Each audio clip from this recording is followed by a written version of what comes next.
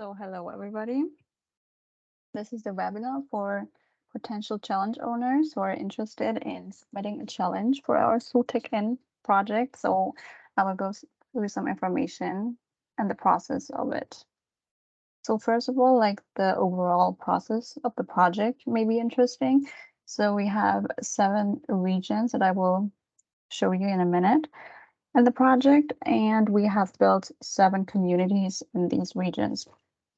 Now, the main task of these communities was to formulate regional missions that are relevant for their region. So basically also deciding on a value chain they wanted to focus on and then formulate the mission. So now in this phase of the project, we're looking for challenge owners who are submitting challenges. So these challenges should refer to the regional missions. And then these challenges, which are like real life circular industry challenges, will be the foundation for the open call for our tech savvy innovators. And these open call will be open from May this year. And then we have like 25 beneficiaries this year who will get 15K for their idea. And in the second round, they have the option to gain 85K more for implementing their idea and working on the co-development and the co-design.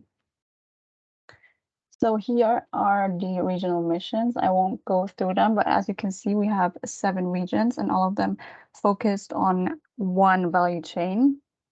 For example, like Netherlands focused on textile, Turkey on the food value chain, and so on. And the main idea is that the challenge owner, let's say he comes from the Netherlands, his challenge should refer to the textile value chain. Now, we have an exception to the rule, and that is that we are also welcoming cross-sectoral challenges. That means, let's say we have, like Italy focuses on textile. Let's say we have an Italian company that is active in the plastic value chain. And let's say they produce like a substitute material for plastics. And they want to implement that in the textile industry, let's say. So then they can apply still, like with this Italian mission being focused on a textile industry.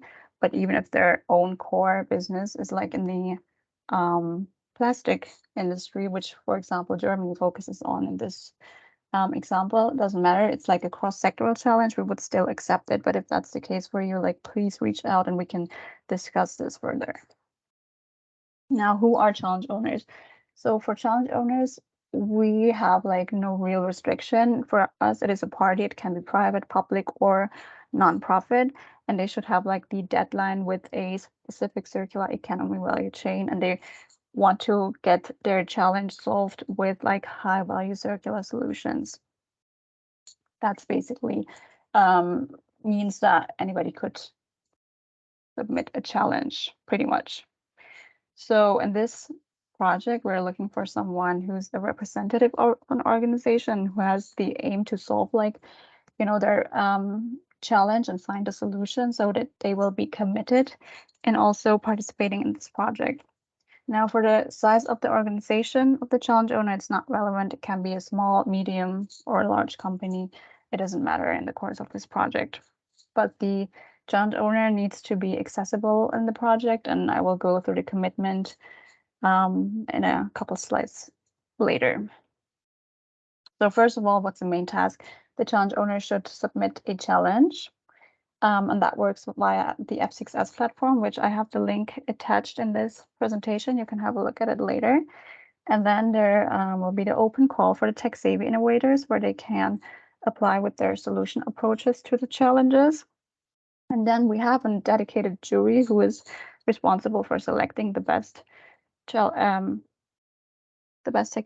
tech-savvy innovators to then get them funded. But it might be that the challenge owner also has a co-selection role in this. So let's say we have like 2 equally good tech-savvy innovators for their challenge. So we might go back to the challenge owner and ask them like which solution approach they want to get funded. And then in the further project, once we have the beneficiaries, there are like 2 steps of the tech-savvy innovators that they will get supported. Like in the first step, they will get like the basic information about like developing their business idea and, you know, to basically get them investor ready. So in this first 3 months, it's not that necessary for the challenge owner to be involved, but in the next 3 months, where it's about the co-development and the implementation of the demonstrators, it would be great if the challenge owner can commit more to this project. And also it is desired that he can ensure the validation of the solution. So just provide like a real business environment for the solution to be tested. But even that is not mandatory. It is desired, but it's not mandatory. But I will get back to this also again later. So how does the process look like? You can submit it online via the F6S platform until 23rd of May, which is next week, Thursday, until end of business, 6 p.m. And then we have the Mission Council who reviews the submitted challenges and might ask for clarification and adaptation of the challenges. So there might be a rephrasing of the challenges. And then the ones that are selected and maybe rephrased will be published during the open call for the tech-savvy innovators for them to apply with their solutions. So that's basically like the process. And then at the end of the process, like the challenge owner receives a funded solution for their problem. So what is the added value for a challenge owner? They will, as I mentioned, like receive a solution for their individual challenge, which will be funded by the European Commission. And the challenge owners can also participate directly in the implementation of the solution approach. Also, while being in this project, they can strengthen their own network of their core circular economy actors in the EU, and they will also be able to gain firsthand insights into new circular innovations and high impact technologies. And they will be also included on the SoTecIn website and all the communications, but even if that's not desired, we can leave them out. But it's, I think, a great opportunity for the challenge owner to get awareness in the project, like in the whole EU. How can a challenge owner submit a challenge? As I mentioned, it works via the F6S platform. Here's the link to the platform, and the online template basically consists of 3 major points, which is, first of all, you have to describe status quo, like a brief company description, and like talk about what is the problem of the company or the challenge at the moment. And then in the second part, you are going more into detail about the description of what kind of solution is being sought for, like are there any technical requirements or anything like that. And in the end, just put it together in like some sort of a summary of the challenge, and also address like possible different options that the solution can address. And if you need any support in doing this, like always reach out to me. You can find my contacts here. So what does the selection process look like? So as I mentioned, pretty much anybody can submit a challenge. And after doing that, after we have the deadline for submission, we will go through the challenges and do a eligibility check, which you can find in the guideline for applicants. But it's basically like where you come from, that you have to be in the region, located in the region, you know, you have to submit it in time, and it should be in English, stuff like that. And then we have the Mission Council, which is the steering committee of the project, and they will review the challenges. So it might be that they come back to us and say like, we would like to have this challenge rephrased so it's more fitting for the region and also for the whole project. So that might be the case that we will get back to you and ask you for a rephrasing of the challenge. And once we do that, and you are also okay with rephrasing the challenge if needed, you are basically selected. And it will be published in the open call for the tech-savvy innovators. So what is the timeline? As I mentioned, you can submit your challenges online until March 23rd. And here's the link. And then in April, we will do the selection process, and we'll get back to you even if we want to possibly have a rephrasing of some challenges. And then we have the open call for the tech-savvy innovators, where they can apply with their solutions to your challenges. This open call will be open from May to June. And then the best ones, the beneficiaries, will be selected from the jury that we have in July this year. And then we have like a sub-grant agreement phase where the tech-savvy innovator will like sign and do all the legal documents, NDAs with the consortia and also the challenge owner. And then from September on, we have like the first support phase that I've mentioned. So it's basically about doing the business planning, getting them investor ready, working with them on their pitch deck, things like that. So that's the first main support they will be getting for the 15K that they get. And then if they also get through the second round, which is like that they get the funding for the co-development, which is 85K, we have the second phase of the support, and that's where a commitment of the challenge owner is desired, and we would like them to be involved in the process so they can also ensure that their needs are being met when the solution is being developed, and it also works for the challenge owner. It actually solves the challenge for the challenge owner. And this will go until May 2024. So who are tech-savvy innovators? I have been always talking about it. So basically, these are the ones who are applying for the open call and apply with their solution approaches for the challenges. And we are expecting them to be basically like startups, someone like a startup. And the other question that comes up a lot is like, can someone submit a challenge and apply to another challenge as a tech-savvy innovator? And yes, that is technically doable, but first of all, you always have to check the eligibility criteria for this call and also for the call for the tech-savvy innovators. But the only restriction is, of course, like if you cannot submit your own challenge and apply to your own challenge, like that's the only restriction, but you can definitely apply to a challenge from another region, because tech-savvy innovators can come from whole Europe and basically apply for any challenges from any regions. So what are the selection criteria for the challenges? So there should be a fit between the regional missions and the challenges, as I mentioned, and it should also address the value chain. But as I mentioned, it could also be like a cross-sectoral value. But the overall aims, it should also solve like a greater societal, provide a greater societal value to be like in the scope of the project. What happens if a challenge will not be selected? As I mentioned, we have like the review round, which it might be that we want to ask for a reframing of a challenge. So that could be one thing, that we rephrase it and then the challenge will be selected.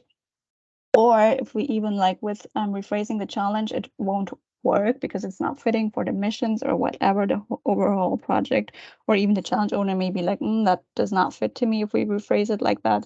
Then you have the chance to submit your challenge 1 year later when we start doing all of this, like with the second round.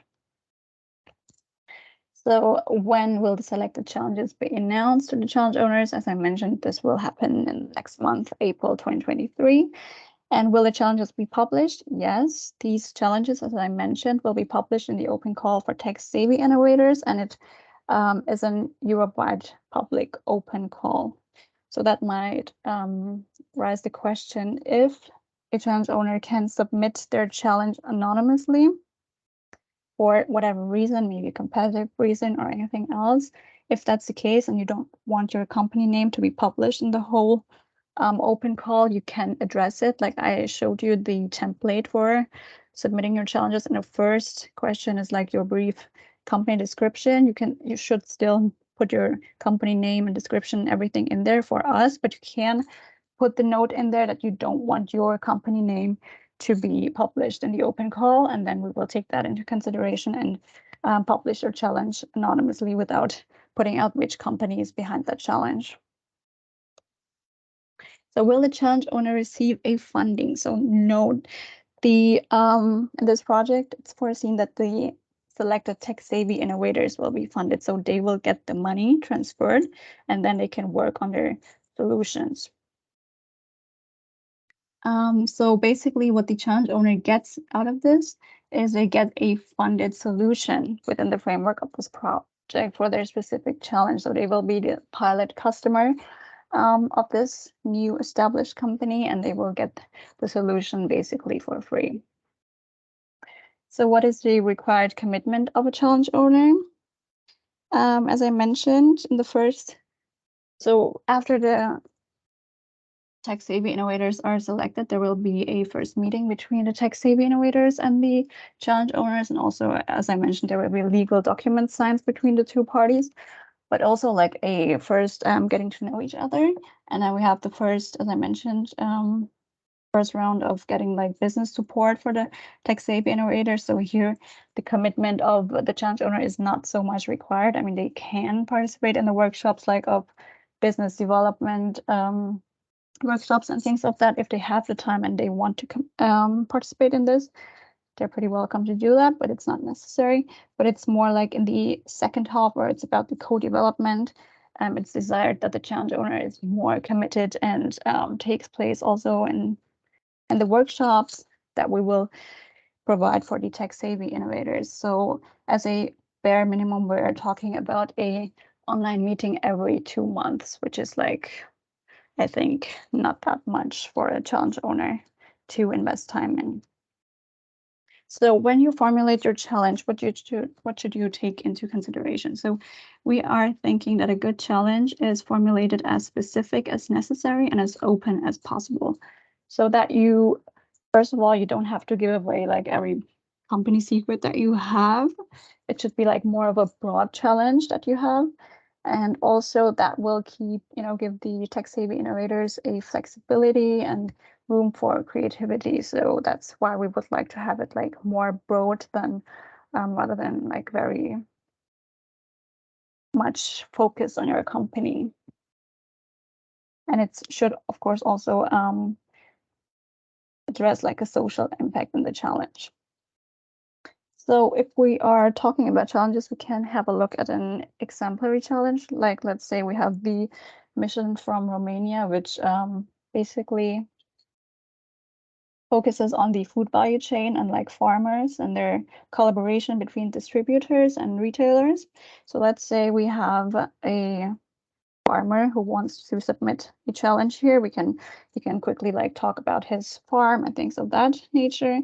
And then like what's the challenge that he cannot reach its potential of a bigger customer base because many potential customers refuse the long way to the farmer and would prefer delivery to their door. So how can the farmer serve these customers in a relatively eco-friendly way? And then in the second part, you are like, you should have a more detailed description of what kind of solution you are looking for and if there are any kind of requirements. So you might say here, like the solution can be run by a service provider. And then you can say like the incoming order should be received by the farmer and the solution provider at the same time so that the farmer can prepare the order and get it ready for onward transport while the solution provider can start optimizing to route for delivery. And then you can put here some additional information like the average purchase from a farmer has like, I don't know, 10 kilograms, something like that. And that should be just considered when deciding on means of transportation. And then at the end, you have like a summary of the challenges and like possible different options that the solution can address. You can write here, like it is desired to receive solutions that enable a door-to-door delivery in an eco-friendly way. And that could be, for example, like drones or cargo bikes or things of that nature. And you can also put here that is, for example, desired to receive solutions that A, involve retail or B, do not involve retail.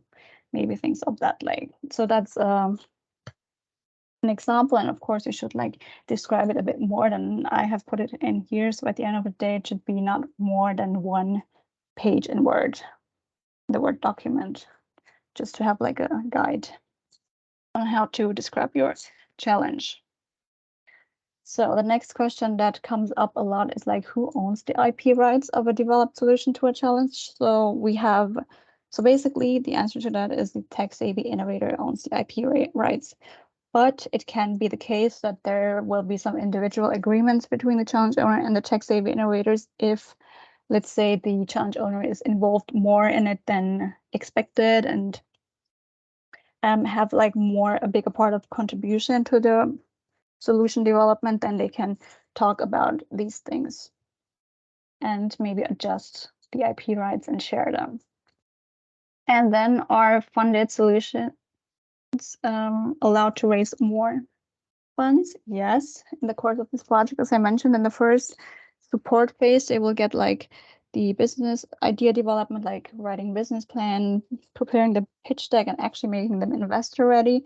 And maybe also like we're gonna have some pitch events where they can pitch to potential investors. So yes, it is desired that they will get more money in the future, not only like the max 100K that they could get from this project.